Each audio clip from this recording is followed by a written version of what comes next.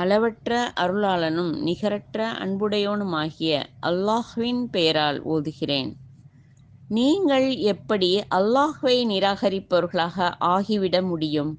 உங்கள் மத்தியில் அல்லாஹ்வுடைய தூதர் இருக்கிறார்.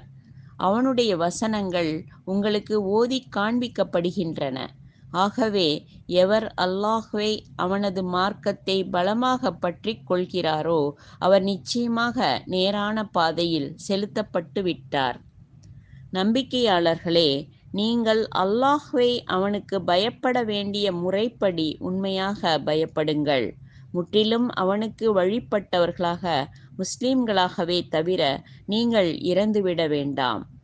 மேலும் நீங்கள் அனைவரும் ஒன்று சேர்ந்து அல்லாஹ்வுடைய வேதம் என்னும் கயிற்றை பலமாக பற்றி பிடித்து கொள்ளுங்கள்.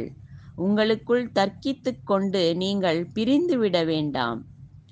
உங்கள் மீது அல்லாஹ் புரிந்திருக்கும் அருளை நினைத்து பாருங்கள்.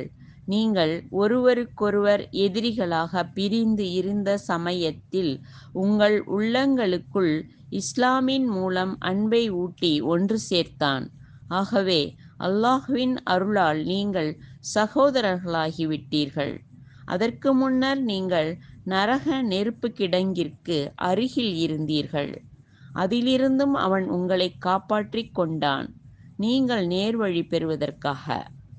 அல்லாஹ் தன் வசனங்களை உங்களுக்கு இப்படி தெளிவுபடுத்தி காண்பிக்கிறான். நம்பிக்கையாளர்களே, உங்களில் ஒரு கூட்டத்தார் மனிதர்களை சிறந்ததின் பக்கம் அழைத்து நன்மையை செய்யும்படி ஏவி பாவமான காரியங்களிலிருந்து அவர்களை விலக்கிக் கொண்டும் இருக்கவும். இவர்கள்தான் வெற்றி பெற்றவர்கள் ஆவர். எவர் தங்களிடம் அல்லாஹ்வின் தெளிவான வசனங்கள் வந்த பின்னரும் தங்களுக்குள் கருத்து வேறுபட்டு பிரிந்து போனார்களோ அவர்களைப் போல நீங்களும் ஆகிவிட வேண்டாம்.